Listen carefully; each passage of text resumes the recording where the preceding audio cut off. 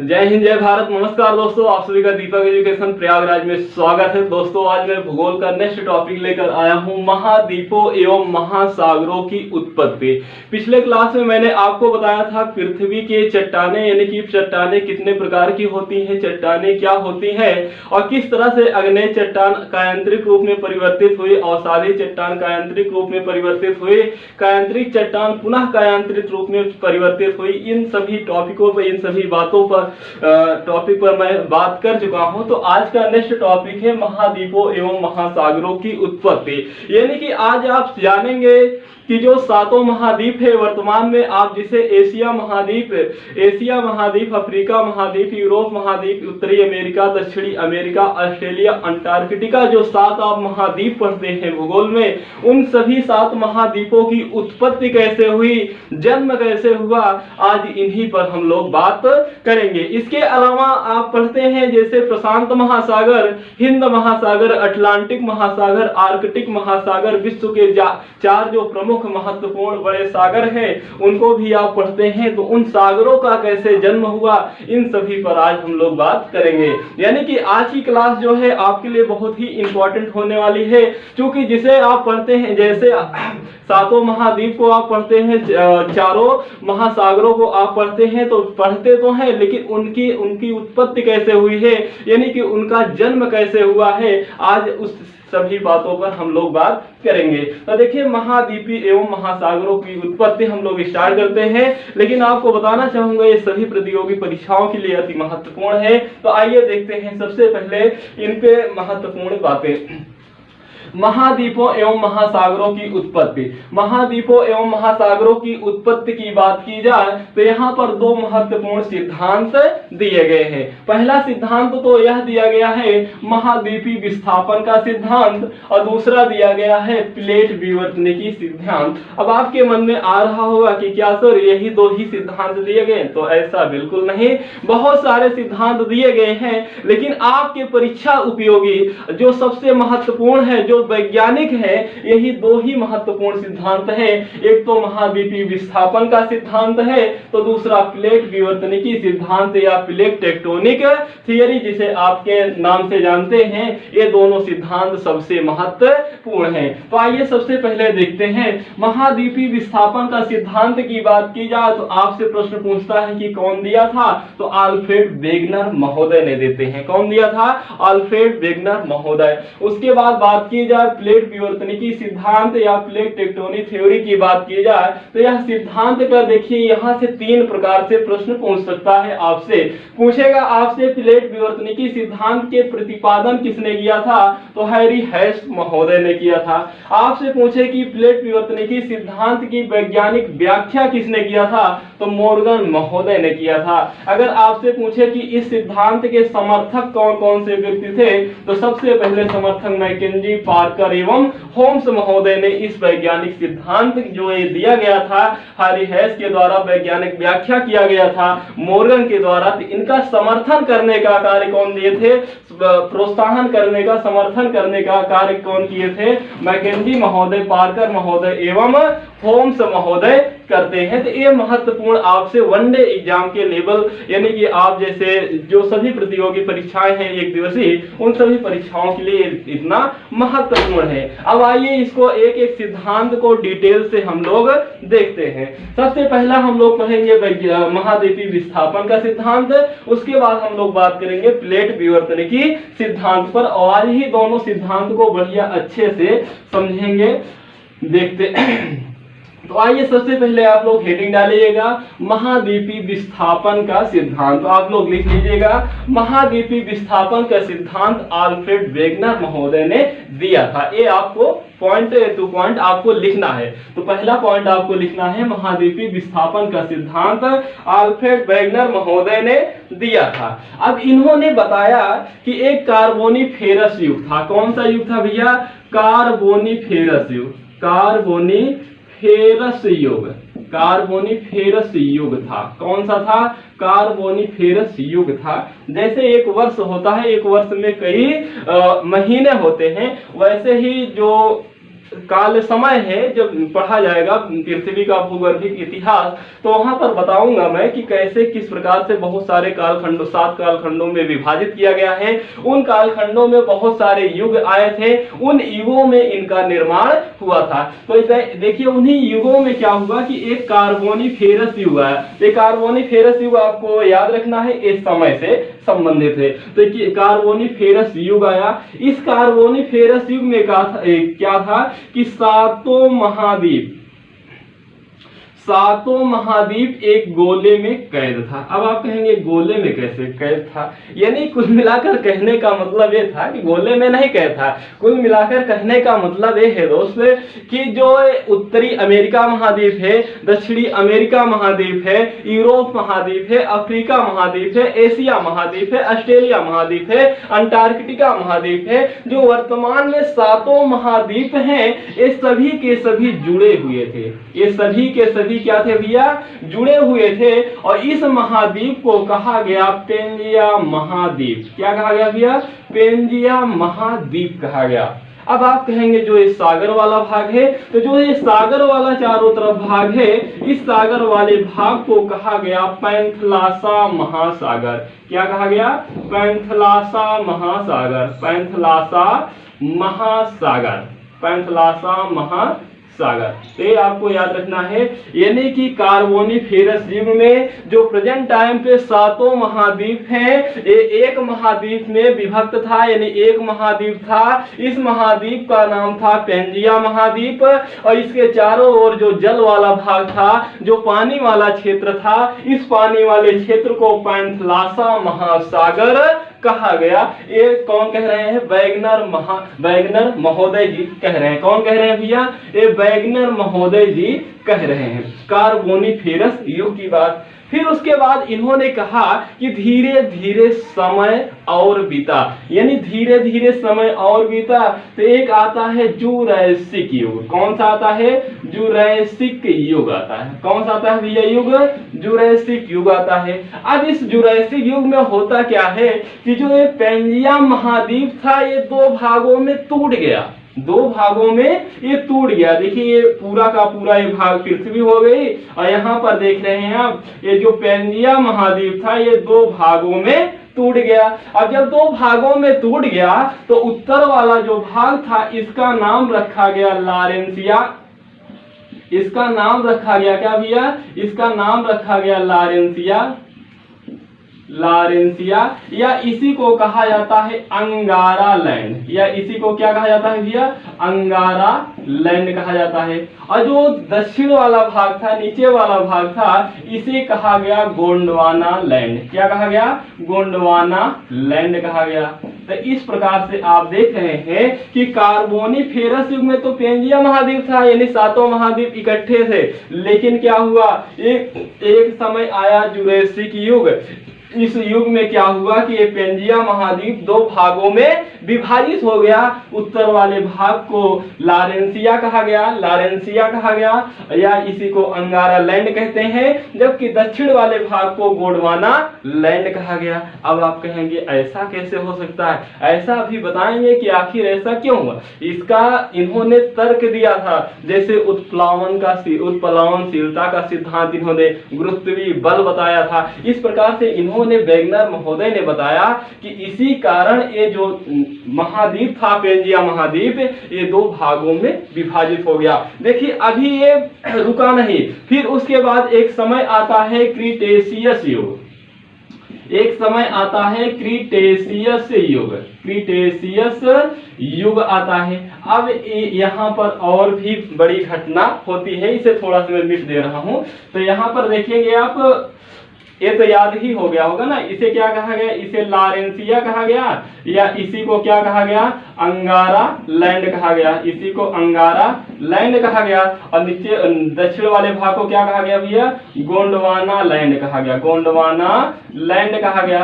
अब ये सभी एक साथ रहेंगे, ज्यादा बेहतर समझ में आएगा। अब देखिए कह रहे हैं जो क्रीटेशियस युग आया, क्रीटेशियस युग आया, ये इस युग में क्या होता है कि जो ये लारेंसिया था, अब देखिए एक और मानचित्र बना लेते हैं। जो ये लॉरेंसिया था ये दो टुकड़ों में विभाजित हो गया। अभी तक तो यही केवल था, देखिए ये दो टुकड़ों में विभाजित हो गया। इससे बना उत्तरी अमेरिका महाद्वीप, इससे क्या बना भैया, उत्तरी अमेरिका महाद्वीप, और इससे बना भैया यूरेशिया, जिसे आप वर्तमान में कहते हैं यूरोप और एशिया। उसके बाद क्या होता है, कुछ समय बाद और ये जो गोंडवाना लैंड था, इस गोंडवाना लैंड भी 4-5 टुकड़ों में विभाजित हो गया। अब आप कहेंगे ऐसा कैसे, तो देखेंगे आप इधर क्या बना भैया, इधर दक्षिणी अमेरिका बन गया, इधर बन गया अफ्रीका। थोड़ा से मानचित्र बना के चलते हैं तो ज्यादा मजा आएगा ना, क्योंकि भूगोल किस पर आधारित है, मानचित्र पर आधारित है। तो देखिए उत्तरी अमेरिका का थोड़ा सा मानचित्र हम लोग बनाते हैं। यहाँ से आप बनाइएगा, यहाँ पर फ्लोरिडा लाइएगा। ये कौन सा महाद्वीप हो गया, उत्तरी अमेरिका। फिर इसी से जोड़ दीजिए कौन सा महाद्वीप हो गया, दक्षिणी अमेरिका हो गया। फिर उसके बाद यहाँ से आप देखेंगे यूरोप वाला हो जाएगा, और यहाँ पर आप देखेंगे अफ्रीका वाला हो जाएगा ना, ये यूरोप वाला पूरा, यूरोप एशिया वाला पूरा पोर्शन हो गया। फिर यहाँ पर आप देखेंगे प्रायद्वीपीय भारत भी हो जाएगा, मेडागास्कर हो जाएगा, यहाँ पर ऑस्ट्रेलिया हो जाएगा, यहाँ पर कौन सा है, अंटार्कटिका है, यहाँ पर कौन सा है, अंटार्कटिका। परेशान मत होइएगा, अभी समझ में आ जाएगा। ये कौन सा है भैया, ये दक्षिण अमेरिका है, ये दक्षिण अमेरिका है। ये क्या है भैया, ये अफ्रीका है, ये क्या है, अफ्रीका है। ये क्या है, प्रायद्वीपीय भारत था, पहले प्रायद्वीपीय भारत यहाँ था, प्रायद्वीपीय भारत है। उसके बाद ये क्या है भैया, ये ऑस्ट्रेलिया है, ये क्या है, ऑस्ट्रेलिया है, ये ऑस्ट्रेलिया है। ये क्या है, ये मेडागास्कर है, ये मेडागास्कर है, ये मेडागास्कर है। देखिए अब मजा आएगा। देखिए सबसे पहले शुरुआत चलते हैं। वेगनर महोदय जो महाद्वीपीय विस्थापन का सिद्धांत दिए थे, इस सिद्धांत के अनुसार एक समय था कार्बोनिफेरस युग। इस युग में जो 7 महाद्वीप है प्रेजेंट टाइम पे, एक 7 महाद्वीप एक महाद्वीप में विभक्त थे, यानी कि 7 जुड़े हुए थे। और इस महाद्वीप को पेंजिया महाद्वीप कहा गया। और इसके चारों ओर पानी वाला भाग था, जल वाला भाग था, इसे पैंथलासा महासागर कहा गया। फिर उसके बाद आगे आप देखेंगे कि जो ये पेंजिया महाद्वीप था, जुरेसिक युग आते आते 2 भागों में विभाजित हो गया। उत्तर वाले भाग को लॉरेंसिया कहा गया या अंगारा लैंड कहा गया, और दक्षिण वाले भाग को गोंडवाना लैंड कहा गया। बीच में जो ये पानी वाला हिस्सा था, इसी को तेथिस सागर कहा गया। क्या कहा गया भैया, तेथिस सागर इसी को कहा गया, इसी को तेथिस सागर, जो ये पानी बीच वाला है। उसके बाद क्या होता है, एक आता है क्रिटेशियस युग। क्रिटेशियस युग में क्या होता है कि जो ये लॉरेंसिया था या अंगारा लैंड था, ये 2 भागों में विभाजित हो गया। एक तो उत्तरी अमेरिका कहा गया, दूसरे को यूरेशिया कहा गया, जिसे आप वर्तमान में यूरोप और एशिया कहते हैं। उसके बाद ये जो गोंडवाना लैंड वाला चट्टान था, ये भी 4-5 भागों में विभाजित हो गया। एक तो दक्षिणी अमेरिका बना, दूसरा अफ्रीका महाद्वीप बना, तीसरा यहाँ पर आप देखेंगे प्रायद्वीपीय भारत बना, जो आप प्रायद्वीपीय भारत देखते हैं, नीचे वाला पूरा दक्षिण भारत। और एक तो मेडागास्कर बना, और यहाँ पर ऑस्ट्रेलिया बना, और यहाँ पर अंटार्कटिका बना। अब आप कहेंगे कि ये पानी वाला मतलब ये पैंथलासा महासागर कहाँ गायब हो गया, तो गायब हुआ नहीं हुआ, यहीं पर है। देखिए आपसे अब सबसे पहले प्रश्न कैसे पूछेगा, आपसे प्रश्न ये पूछता है, हाँ पहले महासागर बता देते हैं तो प्रश्न बताते हैं। देखिए ये यहाँ पर आप देखेंगे, यहाँ पर एक यस आकार की जो आकृति है, इसे कहा जाता है अटलांटिक महासागर। क्या कहा जाता है, अटलांटिक महासागर। आप लोग लिख लीजिएगा। अब आप कहेंगे इसका जन्म कैसे हुआ। देखिए जो ये अमेरिका महाद्वीप है, ये अमेरिका महाद्वीप पहले जुड़े हुए थे, तो अमेरिका महाद्वीप जो पहले जुड़ा हुआ था, ये धीरे धीरे क्या हुआ, पश्चिम की ओर खिसका। जब ये धीरे धीरे पश्चिम की ओर खिसका तो इसके बीच में जो ये महासागर बना, इसी महासागर को अटलांटिक महासागर कहते हैं। ये जो प्रायद्वीपीय भारत है, प्रायद्वीपीय भारत पहले बहुत बड़ा था, तो यह प्रायद्वीपीय भारत जब खिसक कर कहाँ गया, यूरेशिया प्लेट में जब टकराया, तो जब यूरेशिया में जब ये टकराया, क्या हुआ कि यहाँ पर जो खाली स्थान बचा, इसी से क्या हुआ, इसी से हिंद महासागर का जन्म हुआ। फिर उसके बाद क्या होता है, पैंथलासा महासागर का जो शेष बचा हुआ भाग था जल वाला, इसी को कहा गया प्रशांत महासागर। क्या कहा गया भैया, प्रशांत महासागर। और जो उत्तर की ओर पानी वाला हिस्सा था, इसी को कहा गया आर्कटिक महासागर। तो इस प्रकार से आपको क्लियर हो गया होगा कि महाद्वीपों एवं महासागरों की उत्पत्ति कैसे हुई। तो क्लियर हो गया।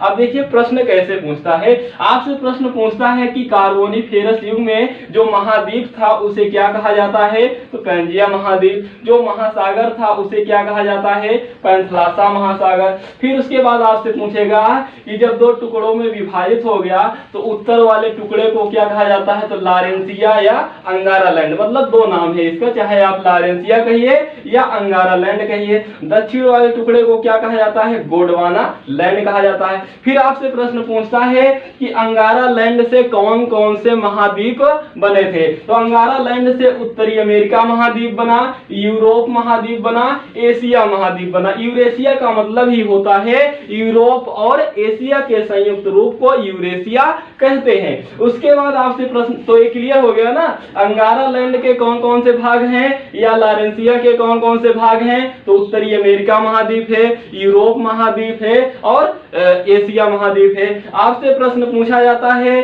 कि गोंडवाना लैंड का कौन कौन से भाग हैं, तो गोंडवाना लैंड के दक्षिण अमेरिका महाद्वीप है, अफ्रीका महाद्वीप है, प्रायद्वीपीय भारत है, मेडागास्कर है, ऑस्ट्रेलिया है, अंटार्कटिका है। तो ये आपसे पूछा जाता है कि कौन किसका भाग है या नहीं, इस प्रकार से प्रश्न पूछता है। आप लोग अच्छे से इसे नोट कर लीजिएगा। अब प्रश्न ये आता है कि आखिर इस ये टूटने का इसका कारण क्या है, तो टूटने का कारण वैगनर महोदय दो तीन बताते हैं। जैसे एक बताते हैं ये गुरुत्वीय बल, एक तो ये गुरुत्वीय बल बताते हैं, थोड़ा से मिटा देते हैं जगह हो जाए ना, ये तो क्लियर हो गया ना।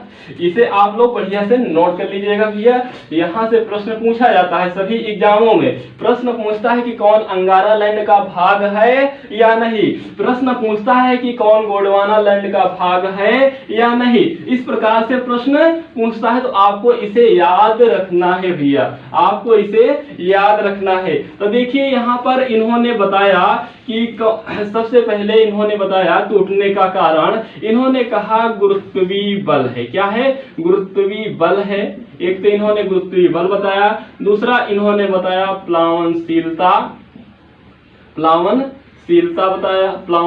बताया। तो इस प्रकार से इन्होंने बताया गुरुत्वीय बल बताया, प्लावनशीलता बताया और तीसरा इन्होंने बताया ज्वारीय बल। इन्होंने तीसरा कौन सा बल बताया, ज्वारीय बल। तो इन्होंने टूटने के तीन कारण बताए, टूटने के तीन कारण बताए भैया, टूटने के तीन कारण इन्होंने बताया, महत्वपूर्ण तीन कारक। कौन कौन से, गुरुत्वीय बल है, प्लावनशीलता है, ज्वारीय बल है, बहुत सारे चीज हैं, लेकिन ये महत्वपूर्ण है। कौन कौन से, गुरुत्वीय बल, प्लावनशीलता है, ज्वारीय बल है। फिर इन्होंने बताया साक्ष्य कि आखिर ये टूटे थे कि वैसे फेंक रहे हैं, क्योंकि यह सिद्धांत 1912 में दिया गया था, या जो वैगनर महोदय ने सिद्धांत दिया है या 1912 में दिया गया था। तो ये भाई देखिए वैज्ञानिक बहुत चीज, जो भी सिद्धांत दिया जाता है बहुत सारे लोग उसका समर्थन वाले जो होते हैं या जो व्याख्या करने वाले होते हैं उसे चेक करते हैं। तो इन्होंने साक्ष्य बताया, इन्होंने कहा कि जो यहाँ पर भारत है, अफ्रीका है, ऑस्ट्रेलिया है, अंटार्कटिका है, यहाँ की समान वनस्पतियां पाई जाती हैं, पहला पॉइंट। दूसरा चीज इन्होंने बताया कि जो जीव पाए जाते हैं इस भाग में, अफ्रीका में, वही जीव भारत में भी पाए जाते हैं। जैसे आपको उदाहरण दूं कि यहाँ पर आप भारत में देखेंगे एक गिर पहाड़ी है। गिर पहाड़ी कहाँ है? गुजरात में है। तो गुजरात में कौन सी पहाड़ी है? गिर। उसी गिर पहाड़ी में एक गिर अभ्यारण्य भी है। उस गिर अभ्यारण्य में क्या पाए जाते हैं? शेर पाए जाते हैं। तो भारत में केवल और केवल गिर ही अभ्यारण्य पे पाए जाते हैं, जबकि अफ्रीका के इसी क्षेत्र में भी शेर पाए जाते हैं। तो इस प्रकार से भी क्या होता है? इनका समरूपता होता है। इसी को जिगसा फिट नियम भी कहते हैं। जिगसा फिट या भौगोलिक समरूपता भी कहते हैं इसी को। इन्होंने बताया कि यहाँ की समान वनस्पतियां पाई जाती हैं, समान जीव जंतु पाए जाते हैं, समान पर्यावरण, मतलब ये सारी चीजें इन्होंने साक्ष्य के रूप में बताया। तो मुझे उम्मीद है कि आपको समझ में आ गया होगा कि वैगनर का महाद्वीपीय विस्थापन का सिद्धांत था। आपको मोटा मोटा केवल इतना याद रखना है कि जो महाद्वीपीय विस्थापन का सिद्धांत किसने दिया था? तो अल्फ्रेड वेगनर महोदय ने दिए थे। आपसे प्रश्न पूछा जाएगा कि अंगारा लैंड या लॉरेंसिया का कौन कौन से भाग हैं? तो उत्तरी अमेरिका है, यूरोप है, एशिया है। जबकि आपसे प्रश्न पूछा जाता है कि गोंडवाना लैंड के कौन कौन से भाग हैं? तो गोंडवाना लैंड के भाग की बात की जाए तो दक्षिणी अमेरिका महाद्वीप है, अफ्रीका महाद्वीप है, मेडागास्कर है, दक्षिण भारत है या प्रायद्वीपीय भारत है, ऑस्ट्रेलिया है, अंटार्कटिका है। ये सभी के किसके भाग हैं? तो ये गोंडवाना लैंड के भाग हैं। अंगारा लैंड के केवल 3 है। कौन कौन? उत्तरी अमेरिका और यूरोप और एशिया। यूरोप और एशिया को संयुक्त रूप से यूरेशिया कहते थे।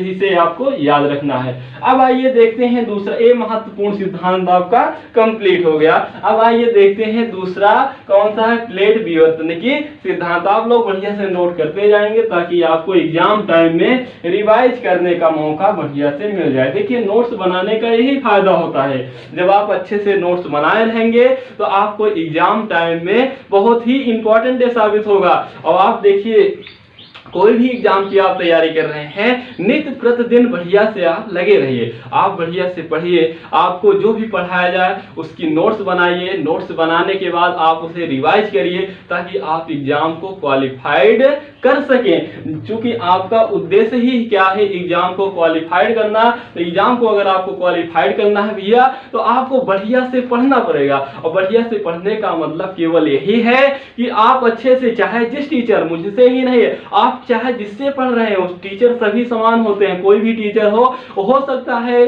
कि व्याख्या करने में थोड़ा से कोई टीचर अच्छा कर दे, हो सकता है कोई टीचर उसे व्याख्या करने में सामर्थ्य ना हो। बस यही 2 चीजें हो सकता है। लेकिन सभी टीचर क्या होते हैं? सभी टीचर व्यक्ति जो होते हैं वो सभी महान होते हैं। क्योंकि बात यह है कि कोई भी टीचर हो, आपके सामने आने से पहले वो खुद 2-4 घंटे मेहनत करता है, उसके बाद आपके सामने प्रस्तुति करता है। इसका मतलब यह हुआ कि वो सभी बातों को जानता है, तभी तो आपके सामने रूबरू होता है। क्योंकि आपके सामने रूबरू होने के लिए उसे आपको सभी चीजों का ज्ञान होना आवश्यक है। इसलिए आपको क्या करना है भैया कि कोई भी टीचर से आप पढ़िए, मुझसे पढ़िए या किसी भी टीचर से आप पढ़िए। ये मैं नहीं कहता कि केवल आप मुझसे ही पढ़िए और किसी से ना, ऐसा कुछ नहीं। आपको जहां से भी अच्छी चीजें आपको मिले, आप वहां से ग्रहण कर लीजिए। कुछ लोग होते हैं कहते हैं आप केवल मुझसे ही, ऐसा नहीं कहना चाहिए। आपको जहां से अच्छा लगे, जो मटेरियल आपको जहां से भी अच्छा मिले, आप वहां से ग्रहण कर लीजिए। क्योंकि आपको विद्वान नहीं बनना है, आपको क्वालिफाइड परीक्षा को करना है। परीक्षा के खोपड़ी में अगर छेद करना है तो आपको डेली का डेली नोट्स बनाना पड़ेगा। आप बढ़िया से नोट्स बनाइए, अच्छे से पढ़िए। आइए देखते हैं दूसरा सिद्धांत, प्लेट विवर्तनिकी सिद्धांत, या इसी को प्लेट टेक्टोनिक थ्योरी के नाम से जाना जाता है। ये तो आपको क्लियर हो गया होगा। मुझे उम्मीद है कि आपको समझ में आ गया होगा, इसीलिए मैं अब आगे बढ़ रहा हूं। तो एक कौन सा है? प्लेट विवर्तनिकी सिद्धांत या प्लेट टेक्टोनिक सिद्धांत। इसके मामले में मैंने आपको 3 बातें बताया था। पहला चीज तो मैंने आपको यह बताया, अभी मैंने आपको बताया कि पहला चीज है जो प्लेट विवर्तनिकी सिद्धांत है या प्लेट टेक्टोनिक थ्योरी है, इसका प्रतिपादन हैरी हेस महोदय ने किया था। आपको इसे नोट रखना है कि इसका प्रतिपादन किसने किया था? हैरी हेस महोदय ने किया था। अगर आपसे प्रश्न पूछा जाए कि इस सिद्धांत का वैज्ञानिक व्याख्या व्याख्या किसने किया था? तो मॉर्गन महोदय ने किया था। अगर आपसे प्रश्न पूछे इसके समर्थक कौन कौन से थे, तो मैकेंजी थे, पार्कर थे, होम्स थे। ये तीन महत्वपूर्ण व्यक्तित्व थे जो उस समय जब इन्होंने सिद्धांत दिया था तो उस समय इनके सिद्धांत को समर्थन करने का कार्य किए। और जो ये प्लेट विवर्तनिकी सिद्धांत है, वेगनर का जो महाद्वीपीय विस्थापन का सिद्धांत है, इसी का आधारभूत ढांचा है। इन्होंने उसी सिद्धांत को आगे बढ़ाने का कार्य किए और प्रसिद्ध हो गए, और इन्हीं का सिद्धांत आज प्रेजेंट टाइम पे सर्वमान्य माना जाता है। तो जो प्लेट विवर्तनिकी सिद्धांत है, इसका प्रतिपादन हैरी हेस महोदय ने किए थे, इसका वैज्ञानिक व्याख्या मॉर्गन महोदय ने किए थे, इसके समर्थक कौन कौन से थे? पार्कर, मैकेंजी, होम्स, ये तीन व्यक्तित्व थे। तो आइए आज इसे आगे बढ़ाते हैं। तो देखिए जो ये प्लेट विवर्तनिकी सिद्धांत है, इसमें ये स्पष्ट हो जा रहा है कि यहाँ पर कहीं न कहीं प्लेट की बात की गई है। तो हाँ, बिल्कुल प्लेट की बात की गई है, प्लेट की बात की गई है। यहाँ पर आप देखेंगे कि पृथ्वी के भीतर या पृथ्वी के भूपृष्ठ में बहुत सारी प्लेटें हैं। पृथ्वी पर बहुत सारी प्लेटें हैं जो आसपास ऊपर नीचे आगे पीछे टहल रहे हैं, नाच रहे हैं, घूम रहे हैं। समझ रहे हैं? हाँ, प्लेट भी होती है पृथ्वी पर, पृथ्वी में प्लेट भी होती हैं जो आसपास घूम रहे हैं, मूव कर रहे हैं, नाच रहे हैं, बढ़िया डांस कर रहे हैं। तो इस प्रकार से क्या होती हैं? प्लेट भी होती हैं। अब प्रश्न ये पूछा जाता है कि नासा के अनुसार प्लेटों की संख्या कितनी है? तो नासा के अनुसार प्लेटों की संख्या भैया कितनी है? नासा के अनुसार प्लेटों की संख्या 100 है। इस 100 में 6 बड़ी प्लेटों की पहचान की जा चुकी है और 21 छोटी प्लेटों की पहचान की जा चुकी है। यानी कि जो प्लेट है, प्लेट भी दो प्रकार की हैं, एक तो बड़ी प्लेटें हैं, दूसरी कौन सी है? छोटी प्लेटें हैं। तो जो नासा है, नासा अमेरिका की एजेंसी है, तो नासा ने जो खोज किया था, नासा ने बताया कि प्लेटों की संख्या लगभग 100 है भैया। इन 100 में 6 तो बड़ी प्लेटें हैं, 21 छोटी प्लेटें। मतलब आप ऐसे बना सकते हैं, आप थोड़ा सा ऐसे प्लेट हेडिंग डालिएगा, उसके बाद 2 हेडिंग बनाइएगा। एक में लिखिएगा बड़ी प्लेटें और दूसरे में लिखिएगा छोटी प्लेटें। अगर पूछा जाए बड़ी प्लेटों की संख्या कितनी है, तो 6 है। छोटी प्लेटों की संख्या कितनी है भैया? 21। अब आप कहे होंगे टीचर वो पगला गया है क्या? यहाँ पर बता रहा है कि ये नासा ने 100 प्लेट खोजा है, तो यहाँ पर 6 प्लेट बड़ी बता रहा है और छोटी प्लेटें 21 बता रहा है। ऐसा कुछ नहीं भैया, ये 100 प्लेट अनुमानित बताया गया है। इन 100 प्लेटों में से 6 प्लेट जो बड़ी वाली है इसको पता लगा चुका गया है, और जो 21 प्लेटें छोटी वाली हैं इसको भी पहचान लिया गया। इसका मतलब यह हुआ कि इन 100 प्लेटों में से 6 बड़ी प्लेटों की पहचान की जा चुकी है और 21 किस प्लेटों की भैया? 21 छोटी प्लेटों की पहचान की जा चुकी है। अब आपके मन में आ रहा है प्लेट क्या है, बता रहे हैं, पहले समझ लीजिए इसको। तो देखिए जो बड़ी प्लेटें हैं इसको पहले समझिए। 6 हैं। तो पहली प्लेट है अमेरिकी प्लेट। कौन सी है भैया? अमेरिकी या अमेरिकन प्लेट। अमेरिकन प्लेट में आप देखेंगे तो 2 प्लेटें हैं, एक तो उत्तरी अमेरिका प्लेट है, दूसरा दक्षिणी अमेरिकन प्लेट है। तो आप इसे याद रखिएगा, ठीक है? ये एक ही है, कौन सा? अमेरिकन प्लेट, लेकिन इसको आप 2 भागों में विभाजित कर सकते हैं, एक उत्तरी अमेरिकन, एक दक्षिणी अमेरिकन प्लेट। इसे कई किताबों में तो 7 दे दिया गया है इनकी संख्या। एक में बताया गया है उत्तरी अमेरिकन प्लेट, दूसरे में बताया है दक्षिणी अमेरिकन प्लेट। तो इसे आप कंफ्यूज मत होइएगा, अमेरिकन प्लेट को ही उत्तरी अमेरिकन प्लेट और दक्षिणी अमेरिकन प्लेट कहते हैं, क्योंकि 2 अमेरिका है ना, उत्तरी अमेरिका है, दूसरा दक्षिणी अमेरिका महाद्वीप। पहली प्लेट हो गई। दूसरी प्लेट की बात की जाए तो दूसरी प्लेट है प्रशांति प्लेट है। तीसरी प्लेट की बात की जाए तो यूरेशियन प्लेट है। चौथी प्लेट की बात की जाए तो चौथी प्लेट कौन सी है भैया? अफ्रीकी प्लेट है। और 5वीं की बात की जाए तो इंडो ऑस्ट्रेलियन प्लेट है। 6ठी की बात की जाए भैया तो अंटार्कटिकन प्लेट है। छोटी वाली प्लेटों में 2-3 महत्वपूर्ण, जैसे अरेबियन प्लेट है, अरेबियन प्लेट है, कैरेबियन प्लेट है, ये सभी के आगे प्लेट जुड़ा हुआ है, ठीक है, सभी के आगे प्लेट जुड़ा है। इसके अलावा अरेबियन हो गया, कैरेबियन हो गया, नजका हो गया, नजका। तो इस तरह से 21 प्लेटें हैं। तो ये आपसे छोटी प्लेटें नहीं पूछी जाती हैं, 2-3 महत्वपूर्ण है। तो देखिए आपको याद रखना है भैया कौन कौन सी प्लेटें। देखिए प्लेटों की संख्या नासा के अनुसार 100 है। 100 में आप देखेंगे बड़ी प्लेटों की संख्या 6 है, छोटी प्लेटों की संख्या 21 है। इन 6 प्लेटें कौन कौन सी है? अमेरिकन प्लेट, अमेरिकन प्लेट में 2 है, एक उत्तरी अमेरिका, एक दक्षिणी अमेरिका है। उसके बाद प्रशांति प्लेट, उसके बाद कौन सा? यूरेशियन प्लेट, फिर उसके बाद African plate, Indo Australian plate, उसके बाद अंटार्कटिका। कैसे याद करेंगे? सबसे बड़ी समस्या याद करने वाली होती है। तो आप मानचित्र आपके पास हो तो सामने रख लीजिएगा। मानचित्र में आप देखेंगे सबसे पहले अमेरिका। अमेरिका महाद्वीप 2 भागों में विभाजित है, एक उत्तरी अमेरिका, दूसरा दक्षिणी अमेरिका। तो अमेरिकन प्लेट हो गया पहला, क्लियर हुआ। दूसरा अमेरिका महाद्वीप के पश्चिम साइड में आप देखेंगे तो प्रशांत महासागर है, प्रशांत महासागर में प्रशांति प्लेट है। 2 क्लियर हुआ, एक अमेरिकन प्लेट, दूसरा प्रशांति प्लेट। तीसरा आप आएंगे यूरोप और एशिया को मिला के क्या कहा जाता है? यूरेशियन। तो यूरेशियन प्लेट हो गया, यूरेशिया कहा जाता है और यूरेशियन प्लेट हो गया। यूरेशिया के नीचे यूरेशियन प्लेट है। तो कौन कौन से हो गए? एक पहला अमेरिकी प्लेट, दूसरा प्रशांति प्लेट, तीसरा यूरेशियन प्लेट। चौथा अफ्रीका महाद्वीप है तो अफ्रीकी प्लेट, चौथा याद हुआ। पांचवा इंडिया है, ऑस्ट्रेलिया है तो इंडो ऑस्ट्रेलियन प्लेट, 5 हो गए।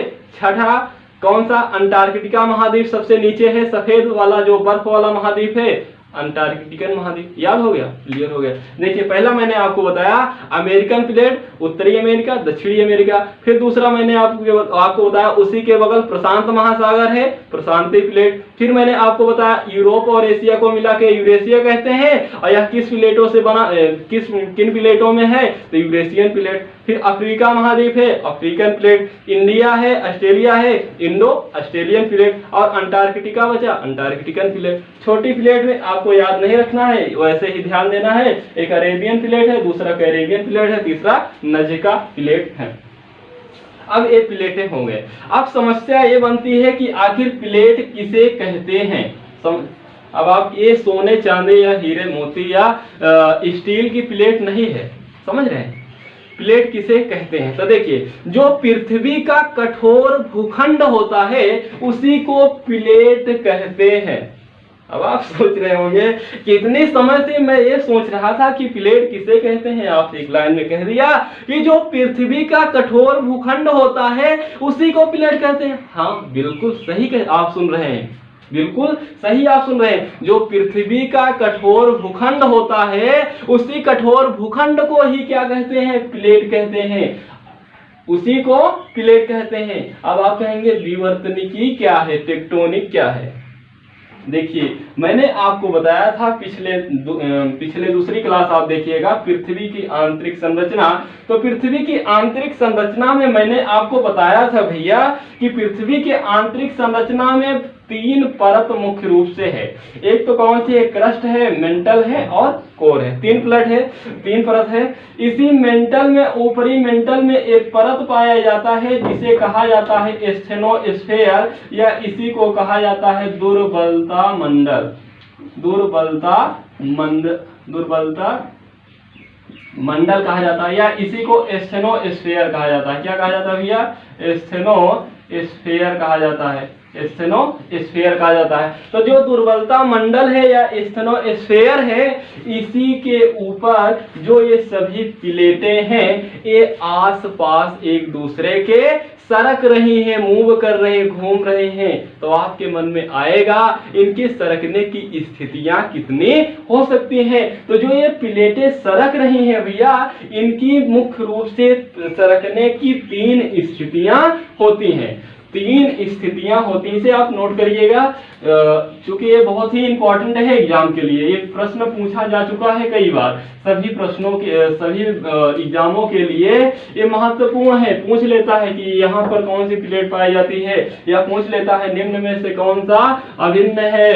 तो इस प्रकार से बहुत सारे प्रश्न पूछे जाते हैं। तो प्लेटों की गतियां, प्लेटों की गतियां, प्लेटों की गतियां, प्लेटों की गतियां। तो प्लेटों की गतियां भैया कैसे होती, कितने प्रकार की होती हैं? 3 प्रकार की होती हैं।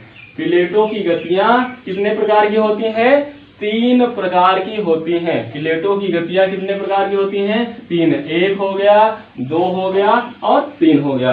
पहला होता है अपसारी, या इसी को किनारा भी कहते हैं। अपसारी या रचनात्मक किनारा, अपसारी या रचनात्मक किनारा होता है। दूसरा आप देखेंगे तो अपसारी हो गया, दूसरा कौन सा आएगा? अभिसारी। दूसरा कौन सा आएगा? अभिसारिक, या इसी को कहा जाता है विनाशात्मक किनारा कहा जाता है, विनाशात्मक किनारा कहा जाता है। उसके बाद तीसरा आप आएंगे तो तीसरे को कहा जाता है संरक्षी किनारा। क्या कहा जाता है भैया? संरक्षी किनारा कहा जाता है। तो देखिए, जो पृथ्वी के अंदर बहुत सारी प्लेटें जो हैं, इनके सरकने की 3 स्थितियां हो सकती हैं। पहले स्थितियां तो यह हो सकती है कि यह अपसारी गति करेगा या रचनात्मक, इसी को किनारा कहा जाता है। दूसरा अभिसारी गति करेगा या इसी को विनाशात्मक किनारा कहा जाता है। और तीसरे को संरक्षी किनारा कहा जाता है। आइए एक एक को समझते हैं, बहुत ही जल्दी से समझ में आपको आ जाएगा। देखिए अपसारी, मान लीजिए एक प्लेट ए है, एक प्लेट क्या है भैया? ए है, और दूसरी प्लेट यहीं पर बना लीजिए, कौन सी है?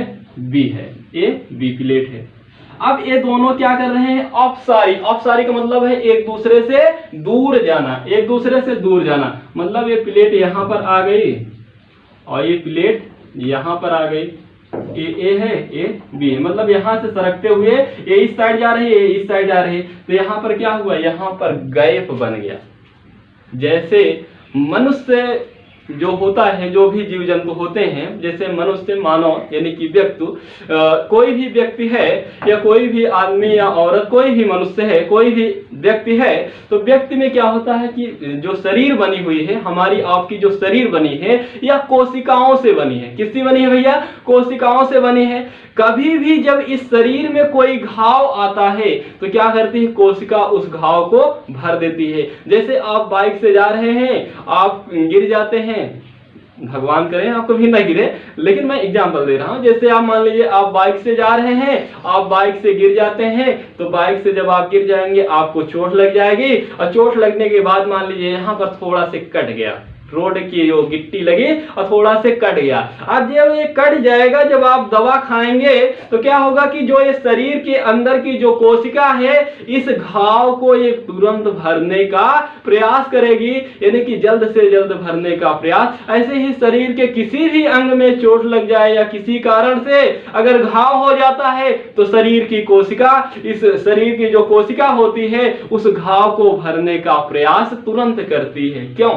क्योंकि शरीर ये चाहती है, शरीर यह कहती है कि जो भी चीजें हैं वो हमेशा बराबर रहे। ऐसे ही कोई अचानक से मान लीजिए कांटा आपके चुभ गया, तो आपकी शरीर, आपका मन, आपका मस्तिष्क तुरंत कहेगा इस कांटा ये बाहरी तत्व है, इसे तुरंत निकालकर बाहर निकालो। तो इस प्रकार से न तो वो अपने अंदर घाव बना देती है, न ही बाहर का तत्व कोई अपने अंदर लेती है। इसी प्रकार से पृथ्वी भी होती है। पृथ्वी में भी अगर कोई गैप आ जाता है, तो इस गैप को भरने के लिए इसी दुर्बल, जो मैंने अभी बताया दुर्बलता मंडल या एटमॉस्फेयर, यहाँ पर क्या होती है? मैग्मा के रूप में बहुत सारे मैग्मा भरे होते हैं। मैग्मा किसे कहते हैं? जब चट्टानें टूट फूट जाती हैं, गल सड़ जाती हैं, यानी लपसी नुमा जब संरचना बन जाती है चट्टानों का, तो उसी को क्या कहते हैं? मैग्मा कहते हैं। उसी को क्या कहते हैं? मैग्मा कहते हैं। उसी को मैग्मा कहते हैं। अब यह मैग्मा क्या करेगी भैया? इस गैप को भरने का प्रयास करेगी। जब इस गैप को भरने का प्रयास करेगी, थोड़ा से नीचे बना दे तो ज्यादा बेहतर समझ में आएगा। अब ये मान लीजिए क्या है भैया? ए है और ये क्या है? बी है। ए बी है, ए है। अब यहाँ पर देखिए दुर्बलता मंडल में क्या है, मैग्मा है, और मैग्मा ये क्या करेगा, तुरंत इस गैप को भर देगा। जैसे मतलब शरीर में जैसे कोशिका भरती है गैप को, वैसे पृथ्वी के अंदर कौन भरती है, मैग्मा भरती है। कौन भरती है, मैग्मा भरती है। तो ये गैप भर गया। अब गैप भर तो गया, लेकिन यहाँ पर आप देख रहे हैं कि यहाँ पर क्या हो रहा है, यह मैग्मा थोड़ा से बाहर निकल जा रहा है। जब थोड़ा से बाहर निकल जाता है और यही मैग्मा जब ठंडा हो जाता है तो ये क्या होता है, ये मजबूत हो जाता है, ये नुकीला होता है। ये नुकीला होता है, इसी को कहा जाता है कटक। इसी को कहा जाता है कटक। जैसे अटलांटिक महासागर का मध्य अटलांटिक कटक, तो इसे क्या कहते हैं, कटक कहते हैं। अब यह कटक बहुत ही नुकसानदायक होता है। ये जैसे मान लीजिए नाव, जहाज जा रही है, पानी के अंदर वाली जहाज जा रही है, पानी के अंदर से समुद्र के अंदर जा रही है, कोई कटक ऐसे नुकीला बैठा हुआ है, मतलब कोई कटक ऐसे नोकीला बना हुआ है। अब कटक ऐसे नोकीला बना हुआ है, अब उधर से जहाज आ रहे, ऐसे फंसी, जहाज में होल हो गया, जहाज में पानी भर जाएगा, एक्सीडेंट हो जाएगा, वहां पर जितने लोग रहेंगे चल बसेंगे। तो इस प्रकार से बहुत सारी घटनाएं इस कटकों से होती रहती हैं। तो इन कटकों का निर्माण कैसे होता है, जब दो प्लेटें एक दूसरे से दूर जाती हैं, यानी अपसारी जब गति करती हैं, और यहाँ पर एक रचना हो रहा है कटक का, इसीलिए इसे रचनात्मक किनारा के नाम से जाना जाता है। मुझे उम्मीद है कि आपको बेहतर समझ में आ गया होगा। अब आइए अभिसारी या विनाशात्मक किनारा। अभिसारी का मतलब क्या होता है, एक दूसरे के पास आना। मतलब कि एक प्लेट ए है, एक प्लेट कौन सी है भैया, बी है। अब ये दोनों एक दूसरे के पास, जब ये दोनों एक दूसरे के पास आएंगे तो इनकी तीन स्थितियां हो सकती हैं। ये दोनों क्या करेंगे, पहली स्थिति यह होगी कि ये दोनों आकर भैया टकरा जाएं, ये दोनों आके टकरा जाए। ए है, ए बी है। अब दोनों आके टकरा आ जाते हैं, मतलब जैसे दो पहलवान हैं, एक का नाम खली है, दूसरे का नाम बली है। अब खली और बली दोनों लोग एक दूसरे से टकरा गए। जब दोनों लोग एक दूसरे से टकरा गए तो क्या हुआ, दोनों लोग एक दूसरे टकरा गए और दोनों लोग समान मजबूत है, दोनों लोग बढ़िया मेहनत किए हैं, बढ़िया मेहनत किए हैं और दोनों लोग मजबूत है। उस स्थिति में क्या होगा, दोनों लोग की शरीर कंपन करने लगेगी, दोनों लोग की शरीर क्या करने लगेगी, कंपन करने लगेगी। ऐसे ही क्या होता है पृथ्वी के अंदर भी होता है, जब दो प्लेटें एक दूसरे से टकरा जाती हैं और दोनों की मजबूताई सेम रहती है तो यहाँ पर एक कंपन उत्पन्न होता है। इसी कंपन को भूकंप के नाम से जाना जाता है। मुझे उम्मीद है क्लियर हो गया होगा कि जब दो प्लेटें एक दूसरे से टकराती हैं, दोनों मजबूत रहती हैं, तो उन दोनों के टकराने से एक कंपन उत्पन्न होता है। इन्हीं कंपन को भूकंप, कंपन जब उत्पन्न होता है पृथ्वी कांपने लगती है, इसी को क्या कहते हैं, भूकंप कहते हैं। यानी पृथ्वी का कांपना ही क्या होता है, भूकंप होता है। ये पहली स्थिति हो गई। दूसरी स्थिति क्या होगी, दूसरी स्थिति यह हो सकती है कि ये प्लेटें इधर से आ रही है, ये प्लेटें इधर से आ रही है, दोनों प्लेटें टकराकर उठ गए। जब दोनों प्लेट, ए प्लेट है, बी प्लेट है, दोनों प्लेटें टकराकर जब उठ जाती हैं तो यहाँ पर क्या होता है, यहाँ पर बलित पर्वतों का निर्माण होता है। जैसे हिमालय का निर्माण, जैसे इंडियन प्लेट यूरेशियन प्लेट जब दोनों टकराए तो दोनों उड़ गए और दोनों जब उठ गए तो इसी से क्या हुआ, हिमालय का जन्म हुआ, इसी से राकी का जन्म हुआ, इसी से एंडीज का जन्म हुआ, इसी से आल्प्स का जन्म हुआ। ये सभी जो आल्प्स पर्वत हैं, बलित पर्वत हैं, ये क्या होते हैं, ये इन्हीं प्लेटों के टकराने से ही इनका निर्माण हुआ है। तो आपको एक चीज और क्लियर हो गया, यहाँ पर देखिए, यहाँ पर आपको भूकंप की जानकारी हुई, यहाँ पर आपको भूकंप की जानकारी हुई और यहाँ पर आपको बलित पर्वत की जानकारी हुई। बलित पर्वत को ही भैया मोड़दार पर्वत के नाम से जाना जाता है। किस नाम से जाना जाता है, मोड़दार पर्वत के नाम से जाना जाता है, या इसी को बलित पर्वत कहते हैं। उदाहरण के लिए हिमालय हो गया, राकी हो गया, एंडीज हो गया, आल्प्स हो गया। भारत में बहुत सारे बलित पर्वत हैं या मोड़दार पर्वत हैं। तो इनका निर्माण ऐसे होता है, दो प्लेटें हैं टकरा कर ऊपर उठ गई, इन्हीं से मोड़दार या बलित पर्वत का निर्माण हुआ। तीसरी स्थिति क्या हो सकती है, तीसरी स्थिति मान लीजिए एक प्लेट इस साइड से आ रही है, एक प्लेट इस साइड से आ रही है।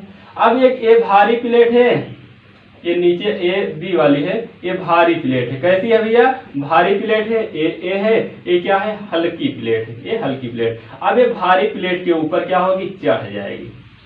अब आप कहेंगे भारी के ऊपर हल्की कैसे जा रही है? देखिए, जैसे मान लीजिए यहाँ पर क्या है भैया, यहाँ पर स्कूटी है, यहाँ पर क्या है, यहाँ पर स्कूटी है, यहाँ पर क्या है, बुलेट है, यहाँ पर क्या है, ये बुलेट है, और ये क्या है, स्कूटी है, ये क्या है, स्कूटी। मान लीजिए सोना है, ये भैया कौन है, बाबू है, ये बहुत प्रसिद्ध है इसीलिए इसका उदाहरण दे रहे हैं, सोना बाबू, दो शब्द बहुत प्रसिद्ध हैं। तो देखिए, अब सोना भैया इधर से स्कूटी लेकर आ रही है, और बाबू भैया उधर से क्या आके बुलेट लेकर आ रहे हैं। बढ़िया, दोनों लोग स्पीड में आ रहे हैं, और दोनों लोग जब स्पीड में आ रहे हैं, दोनों लोग टकरा जाते हैं, दोनों लोग टकरा जाते हैं। मतलब इस साइड से सोना आ रहे हैं, उस साइड से बाबू आ रहे हैं, और दोनों लोग क्या हुए, टकरा गए। जब दोनों लोग टकरा जाएंगे, ये बताइए बुलेट उड़ेगी या स्कूटी उड़ेगी? आप बताइए, स्कूटी उड़ेगी ना, क्यों? क्योंकि ये हल्की। तो ऐसे ही क्या होता है कि जो भारी प्लेट होती है, भारी प्लेट तो नीचे ही रह जाती है, लेकिन जो हल्की प्लेट होती है, हल्की प्लेट ऊपर उठ जाती है।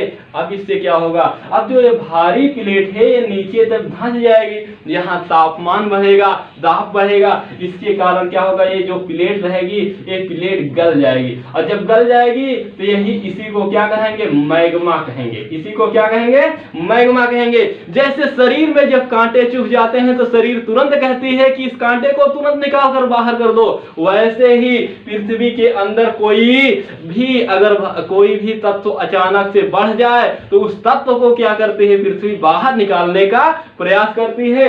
अब इस मैग्मा को बाहर निकलने का प्रयास करेगी। अगर बाहर निकल गया यह मैग्मा, अगर यह मैग्मा बाहर निकल गया तो इसी को कहते हैं ज्वालामुखी। इसी को क्या कहते हैं भैया, ज्वालामुखी कहते हैं। यानी कि जब पृथ्वी की तली को, पृथ्वी के भूपर्पटी को तोड़कर जब मैग्मा बाहर निकल जाता है, इसी को ज्वालामुखी कहते हैं, इसी को ज्वालामुखी कहते हैं। लेकिन मान लीजिए यह तोड़कर बाहर ना निकल पाए तो इस स्थिति में क्या होता है, पृथ्वी की भूपर्पटी यानी कि सतह कांपने लगती है, और इसी कंपन को क्या कहते हैं भैया, भूकंप कहते हैं। इसी कंपन को क्या कहते हैं, भूकंप कहते हैं। यानी कि यहाँ पर भी भूकंप की स्थिति ही बन सकती है और ज्वालामुखी की स्थिति बन सकती है। यहाँ पर बलित और मोरदार पर्वत, यहाँ पर आपने देखा कि किस प्रकार से भूकंप का जन्म होता है, किस प्रकार से ज्वालामुखी का जन्म होता है, किस प्रकार से बलित या मोरदार पर्वत का जन्म होता। आप तो पढ़ रहे थे क्या, महाद्वीपों महासागरों की उत्पत्ति, लेकिन पढ़ते पढ़ते कहाँ पहुंच गए, भूकंप में पहुंच गए, ज्वालामुखी में पहुंच गए। और बलित पर्वतों का जन्म कैसे होता है, ज्वालामुखियों का जन्म कैसे होता है, भूकंप का जन्म कैसे होता है। मुझे उम्मीद है कि आज आपको क्लियर हो गया होगा कि पृथ्वी पर जब भूकंप आता है तो नाग भगवान, शंकर भगवान के नाग के डगमगाने से नहीं भूकंप आता है, बल्कि किससे आता है, प्लेटों के कारण आता है।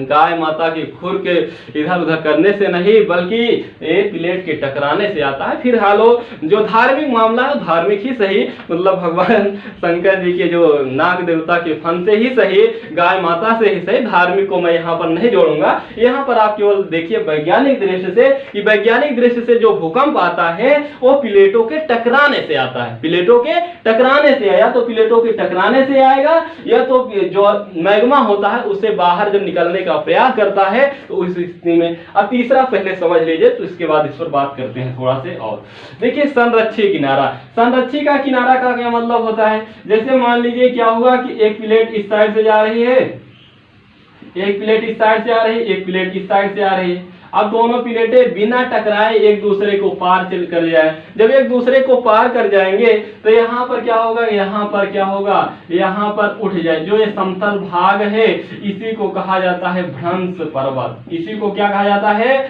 भ्रंश पर्वत कहा जाता है। इसको भी भ्रंश पर्वत कहते हैं। लेकिन जो ये बीच वाली घाटी का निर्माण होता है, ये वाली, इसी को भ्रंश घाटी कहते हैं। इसी को भ्रंश घाटी कहते हैं। इसी को भ्रंश घाटी, जैसे सान एंड्रियान्स है, कैलिफोर्निया का सान एंड्रियान्स है, एंड्रियान्स, सान एंड्रियान्स ये क्या है, घाटी है कैलिफोर्निया में। भ्रंश पर्वत की बात की जाए, जैसे जर्मनी का ब्लैक फॉरेस्ट है, फ्रांस का वासेज पर्वत है, ये सब सियरा नेवादा वगैरह, ये सब क्या है, ये भ्रंश पर्वत है। जब पर्वत हम लोग पढ़ेंगे तो वहां पर पर्वतों पर बात करेंगे। लेकिन आप देख रहे हैं कि संरक्षित किनारा से भ्रंश पर्वतों का जन्म हो रहा है और भ्रंश घाटियों का जन्म हो रहा है। ये दोनों प्लेटें जब एक दूसरे से पार हो जाती हैं बिना टकराए तो इन्हीं को जन्म होता है। समतल भाग को भ्रंश पर्वत कहते हैं। तो भ्रंश पर्वत का जो ऊपर वाला सतह होता है, भाग होता है, वो चपटा होता है, इसे आपको याद रखना है, और इसी से भ्रंश घाटी। तो आपने देखा आज की ये जो महत्वपूर्ण क्लास थी महाद्वीपों एवं महासागरों की उत्पत्ति की, आपने देखा कि यहाँ पर एक तो महाद्वीपीय विस्थापन का सिद्धांत और दूसरा कौन सा, प्लेट विवर्तनिकी का सिद्धांत। महाद्वीपीय विस्थापन के सिद्धांत को अल्फ्रेड वेगनर ने दिया था और प्लेट विवर्तनिकी सिद्धांत को हैरी हेस ने प्रतिपादन किया था। वैज्ञानिक व्याख्या मॉर्गन ने किया था और समर्थक में मैकेंजी, पार्कर और होम्स थे। इसके अलावा मैंने आपको बताया कि जो ये सातों महाद्वीप है, पहले एक महाद्वीप हुआ करता था, उसे पेंजिया महाद्वीप कहते। जो ये सातों महाद्वीप प्रेजेंट टाइम पे है, पहले एक महाद्वीप हुआ करता था, इसे कार्बोनिफेरस युग में इसे पेंजिया महाद्वीप कहते थे। इसके चारों ओर जो सागर वाला भाग था उसे पेंथलासा महासागर कहते थे। इसके अलावा जब ये कुछ समय बाद दो भागों में विभाजित हो जाता है, उत्तर वाले भाग को लारेंसिया या अंगारा लैंड कहा गया, दक्षिण वाले भाग को गोंडवाना लैंड कहा गया। दक्षिण उत्तर वाला भाग अंगारा लैंड या लारेंसिया भी दो टुकड़ों में विभाजित हो जाता है। एक से बनता है उत्तरी अमेरिका, दूसरे से बनता है यूरेशिया यानी कि यूरोप और एशिया। उसके बाद गोंडवाना लैंड भी 4-5 टुकड़ों में विभाजित हो जाता है। उसी से बनता है दक्षिणी अमेरिका महाद्वीप, अफ्रीका महाद्वीप, दक्षिण भारत, मेडागास्कर, ऑस्ट्रेलिया बनता है। उसके बाद मैंने आपको बताया कि जब प्रायद्वीपीय भारत ऊपर की ओर खिसकता है तो इससे हिंद महासागर का जन्म होता है और अमेरिका महाद्वीप पश्चिम की ओर खिसकता है तो अटलांटिक महासागर का जन्म होता है। जो पानी वाला बचा अवशेष था पेंथलासा वाला, उसे प्रशांत महासागर कहा गया। उत्तर वाले पानी को यानी जल को आर्कटिक महासागर कहा गया। इस तरह से महासागरों और महाद्वीपों की उत्पत्ति हुई। फिर उसके बाद मैंने आपको बताया प्लेट विवर्तनिकी सिद्धांत। प्लेट विवर्तनिकी सिद्धांत का प्रतिपादन हैरी हेस महोदय ने दिया था, व्याख्या वैज्ञानिक मॉर्गन महोदय ने, और उसके बाद समर्थक मैकेंजी, होम्स, पार्कर ने किए थे। उसके बाद नासा के अनुसार प्लेटों की संख्या 100 है लगभग। उन 100 में 6 बड़ी प्लेटें पहचानी गई है, 21 छोटी प्लेट। बड़ी प्लेटों में आप देखेंगे अमेरिकन प्लेट में उत्तरी अमेरिकन, दक्षिणी अमेरिकन प्लेट, फिर प्रशांति प्लेट, उसके बाद Eurasian plate, African plate, Indo Australian plate, उसके बाद अंटार्कटिकन प्लेट। फिर मैंने आपको बताया छोटी प्लेटों में जैसे नजका प्लेट हो गया, अरेबियन प्लेट हो गया और कैरेबियन प्लेट हो गया, इस प्रकार से। फिर मैंने आपको बताया प्लेट पृथ्वी का जो कठोर भूखंड होता है इसी को प्लेट कहते हैं। और टेक्टोनिक का मतलब ये होता है जो दुर्बलता मंडल पे ये प्लेटें सरक रही हैं, इन्हीं को सरकना को क्या कहते हैं, टेक्टोनिक कहते हैं या इसी को विवर्तनिकी कहते हैं। और इनके सरकने की 3 स्थितियां हो सकती हैं। एक तो अवसारी हो सकती है, दूसरा अपसारी हो सकता है, तीसरा संरक्षी हो सकता है। अपसारी का मतलब होता है एक दूसरे से दूर जाना। जब एक दूसरे से प्लेटें दूर जाएंगी तो यहाँ पर मैग्मा जो गैप बनेगा, गैप को मैग्मा भरेगा, इससे कटक का जन्म होगा। फिर उसके बाद मैंने अभिसारी या विनाशात्मक किनारा कहते हैं, क्योंकि यहाँ पर विनाश होता है इसलिए इसे विनाशात्मक किनारा कहते हैं। यहाँ पर जब दो प्लेटें टकराती हैं तो दोनों में कंपन उत्पन्न होता है, इसी को भूकंप कहते हैं। दो प्लेटें टकराकर ऊपर उठती हैं तो इसी से बलित पर्वत या मोरदार पर्वत का जन्म होता है। और जब हल्की प्लेट भारी प्लेट के ऊपर चढ़ जाती है तो इसी जो भारी प्लेट की तली धंस जाती है वो गल के क्या मैग्मा का रूप ले लेती है, ये बाहर निकलने का प्रयास करती है। अगर निकल जाती है तो ज्वालामुखी कहते हैं और नहीं निकलती है तो इस कंपन करने लगती है पृथ्वी, इसी को भूकंप कहते हैं। फिर उसके बाद संरक्षित किनारा मैंने आपको बताया दो प्लेटें एक दूसरे के समीप से गुजर तो जाए लेकिन वो टकराए ना, इससे क्या होता है, भ्रंश पर्वत का जन्म होता है, भ्रंश घाटी का जन्म होता है। भ्रंश पर्वत जैसे मान लीजिए जर्मनी का ब्लैक फॉरेस्ट, फ्रांस का वासेज, सान एंड्रियान्स घाटी हो गया। इस प्रकार से आपका कंप्लीट हुआ। कैसे लगा आप लोग कमेंट जरूर कीजिएगा। और कल से अब नेक्स्ट टॉपिक जो होगा या ज्वालामुखी या भूकंप, इन्हीं सब में से कोई स्टार्ट करेंगे। आप लोग बढ़िया से नोट्स बनाइएगा, बनाते रहिएगा, क्योंकि नोट्स बनाने का फायदा यही होता है कि आपको एग्जाम टाइम में रिवीजन करने का कार्य करता है। तो आपको कैसा लगा कमेंट जरूर करिएगा, अपने दोस्तों के पास शेयर जरूर कीजिएगा। आज के लिए इतना ही। थैंक यू, धन्यवाद, शुक्रिया।